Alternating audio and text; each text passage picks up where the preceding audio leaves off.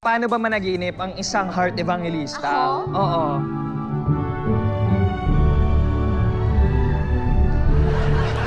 Ay, iba! Charot. Grabe! Ba't pag ako may tulo ng laway? Walang ganun sa akin, ah. Pero ibang klase ka talaga na nanaginip pa lang eh, no? Parang nasa photoshoot pa rin, aurang-aura. Siyempre, you never know, di ba? Sino nakatingin? Yung maaso ko. What's up? Yun! Okay! Parang hindi yata kayo napapagod. Anong vitamins nyo? Ano lang po to, kahirapan. And for you? Gipit na po talaga. Ang ganda niyo po, Grabe. madam. Ikaw naman din! Thank Parang you. magkapatid. Wow. Oh my God! Yun ang energy na pangangailangan. Celebrity Bows, ano bang opinion mo dito? So obviously, nakaka-relate ako sa tanong na to dahil nagkaroon na ako ng sobrang daming girlfriend, no? Tama! Kitang-kita naman natin, di ba? O, ganon. Pero kung ayaw magkaanak ng boyfriend or girlfriend mo, dapat pakakasalan mo pa rin siya dahil hindi lang yun dapat ang rason para pakasalan mo ang isang tao. Ang dami pang pwedeng ibang rason. Reason number 1, masarap siya magluto. Di ba? Oh, tama. Reason number 2, pinapatawa ka niya at papakasalan mo siya because of the most important reason of all, which is ang marami siyang pera. Alamin na nga natin, ano kaya ang sinasabi ng isang Diyosa? Alam mo, ito, ako lang personally, papakasalan ko pa rin para forever ako yung baby niya. Pareho sila ng sagot. Bakit yun ang sagot mo? Actually, hindi ko pa naman po na-experience, pero feeling ko lang, Which part yung hindi mo na-experience? yung love.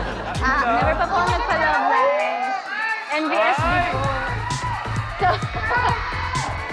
So I just, feeling ko lang, mas masakit marinig yung may mahal na akong iba. Okay, sana hindi mangyari sa'yo yun. But I think there are guarantees to that if you listen to me. I'll talk to you later. Okay.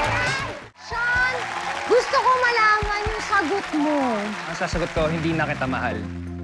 Kasi at least yun may comparison ka eh. Ito, nagdesisyon lang siya na tigilan niya ng mahalin ka. Ang sakit nun marinig na parang, kahit wala kang ginagawang mali, hindi na kita mahal. Di lang ako sapat. Ibig sabihin, ikaw, heart!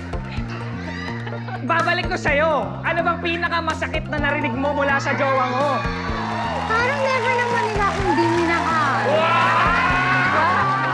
Parang niyakan nila kasi ako. Pero, nasabi ko nang hindi na kita mahal.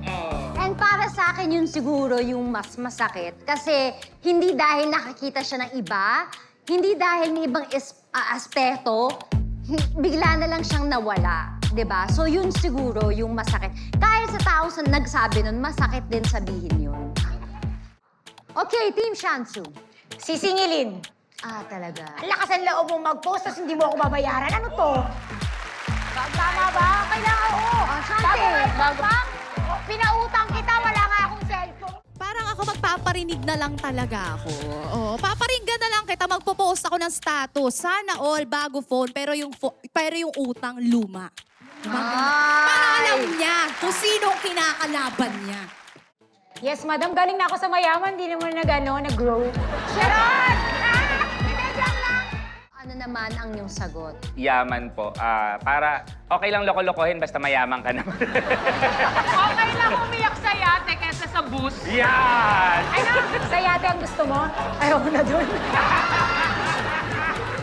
My God! Ano ba ang basehan mo? Kasi dati, ako totoo lang, ugali. Sorry siguro yung judgment nyo sa akin, the people have spoken, iba siguro yung tingin nyo sa akin. Pero kung masama naman yung ugali niya, boogie wonderland cats, ang dami niyang pera, parang ayoko na lang, kaya kong mabuhay. Maganda naman ako, kaya kong, at tama yung sinabi mo, Miss Joy, kaya kitang buhayin. Because before, meron akong dinate. Oh my God! Tapos? Kahit nakakubo lang kami. Oh my God! Inalimutan ko na siya. Tanungin natin ang ating celebrity peeps, Bows and Joy. Actually, hindi 3 ang kailangan namin.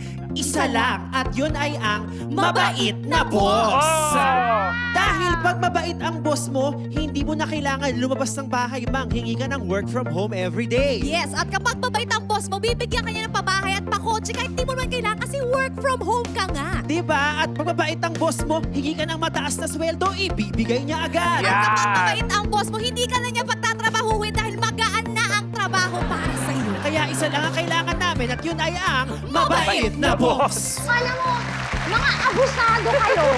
Mga abusado kayo.